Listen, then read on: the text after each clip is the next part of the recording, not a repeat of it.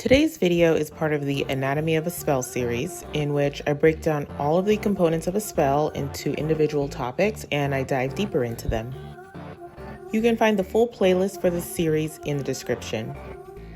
On this installment of the series, I'm going to be talking about timing, which is one of the core structural elements of magic and energy work. Timing shapes when you move the energy, how that energy moves, and why your spell work might feel aligned or resistant in the first place. Timing your spell work, it's about recognizing that everything, including seasons, moon phases, even your own moods, everything moves in cycles. And when you understand those rhythms and you learn to work with them instead of against them, then your practice starts to feel a lot more natural, more fluid, and then just more in sync with the world around you. So let's get into it. So when you think about how we relate to time, we relate to it on a variety of scales. It could be minute to minute, day to day, months, years, decades, up to a full lifetime.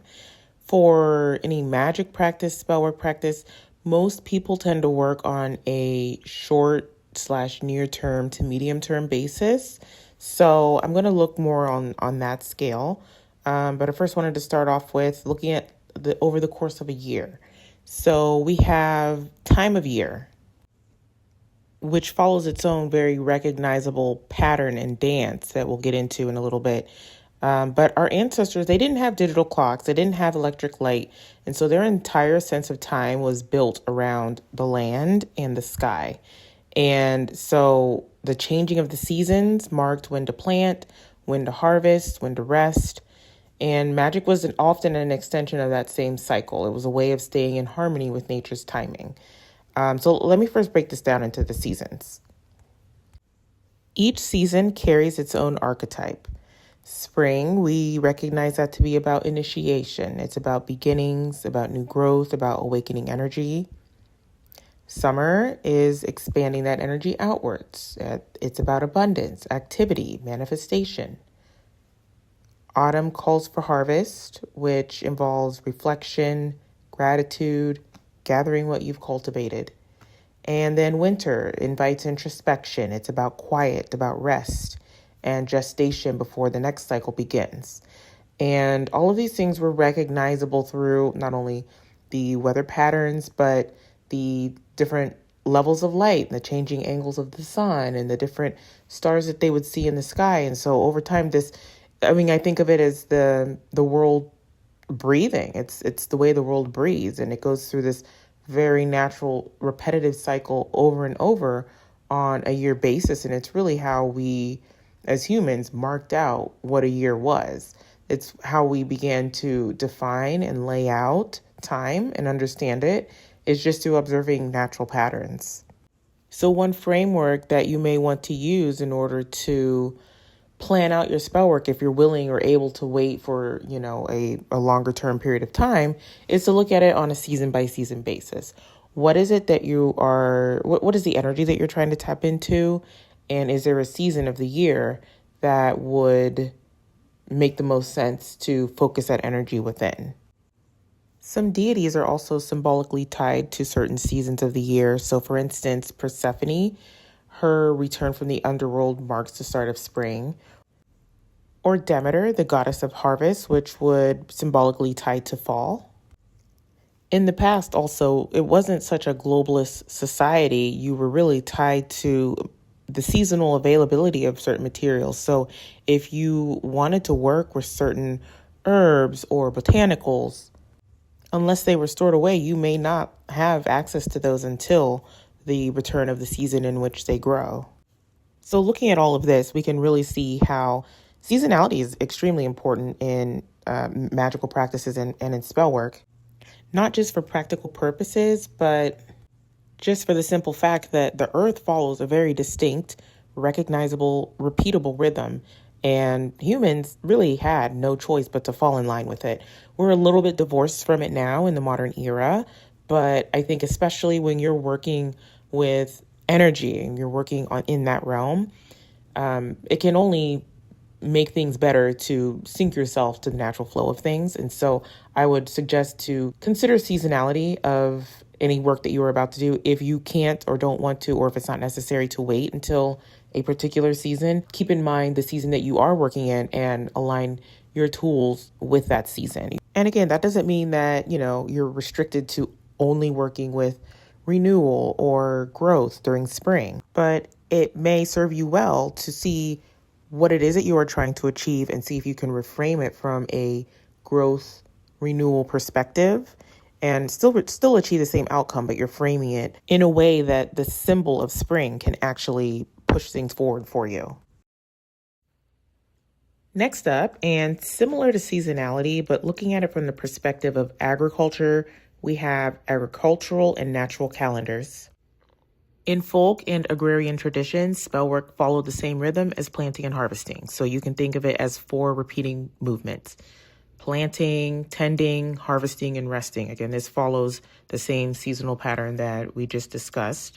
If you find yourself to be a very earth, land oriented person, you can think of each of these stages as mirroring your magical process. So you plant intentions, you tend to them with consistent action and focus, you harvest your results, and then you rest. And you let those things reset before you begin the cycle again. And there are various sects and traditions where this process is already emphasized. With folk magic and traditional witchcraft, agricultural life guides everything. Wiccan and neo-pagan traditions follow the Wheel of the Year, which is a yearly series of 8 Sabbats that reflect agricultural and solar rhythms. There's a lot to go into with this Wheel of the Year. I won't be going into that in this video, but it is a big topic all on its own. Green and hedge witchcraft involves timing plant growth and natural cycles, and then that becomes part of the work itself. And so the underlying idea with working with agriculture and the natural rhythms of the land is it's very simple. It just embodies that human and natural cycles mirror one another. We are part of nature. And so when you align your workings and your intentions with the earth's timing, the results are much more smooth and natural. So that covers working on a larger time scale, but you can work with timing on a more immediate scale or on a day-to-day basis, looking at the daytime versus the nighttime. Every day contains its own polarity. So we have the sun versus the moon, manifestation versus introspection, the seen versus the unseen. The daytime often carries the energy of clarity, visibility, beginnings, renewal. Nighttime tends to carry the energy of introspection, emotion, intuition, and privacy. It's when the veil is considered to be thinner. And it's also when divination or dream work or shadow work tend to come most naturally. There's also a really practical and personal aspect to this. Some people are simply more comfortable conducting their spell work at night because there's this perceived benefit of privacy, quiet, focus, freedom. Oftentimes that's the only time of the day that people have, space and time to themselves versus the daytime when you're at work.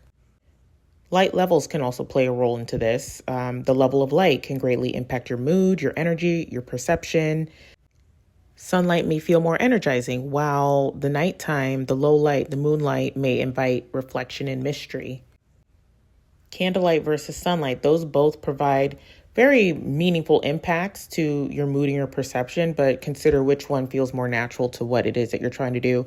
And most of this you'll intuitively already know, but it is just another thing to consider when you are planning your practice.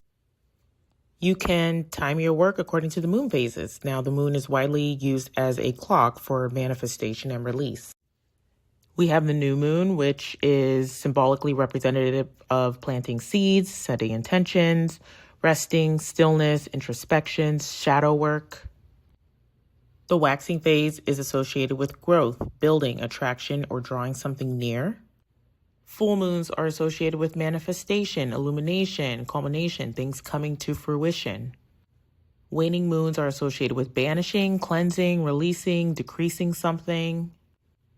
You can also work with lunar eclipses. These can be used as disruptors or amplifiers. They can create chaos or they can reset. And then with any of these above here, you can weave in astrological correspondences on top of that. So for instance, if the full moon is in Taurus, you might tap into that energy to ground or emphasize stability. Or if it was a Pisces full moon, you could use that to heighten your intuition, dissolve barriers, or use that energy as a veil piercer. And speaking of astrology, along the lines of the zodiac, you can use planetary alignments. Astrology adds in another layer into timing, so you can think of it as a cosmic weather report.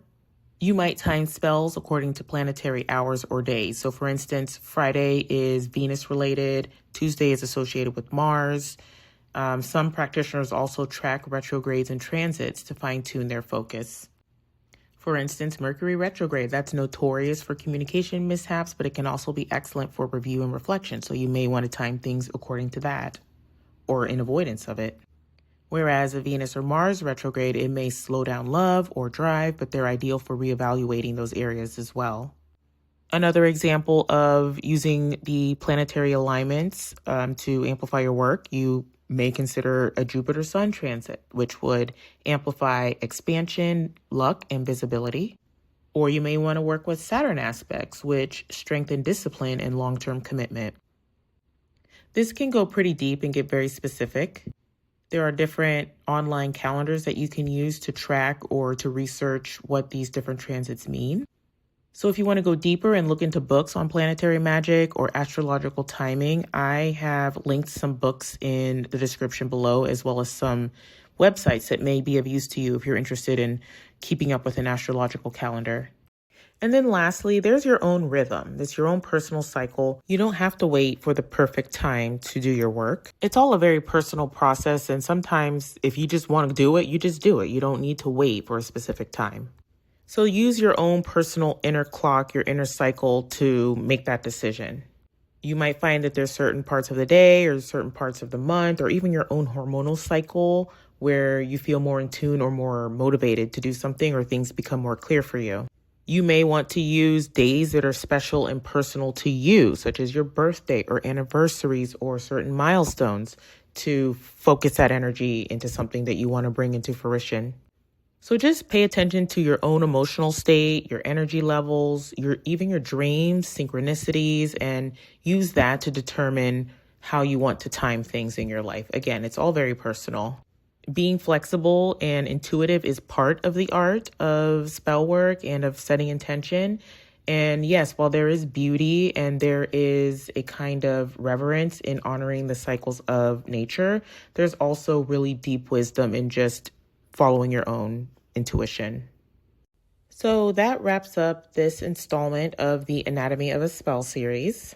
Please check out the full playlist if you're interested in these topics. As I add more videos to this series, I'm going to be looking at all of the different elements of a spell in practice and just going deeper into them. So if this type of content resonates with you, please subscribe, share, or comment.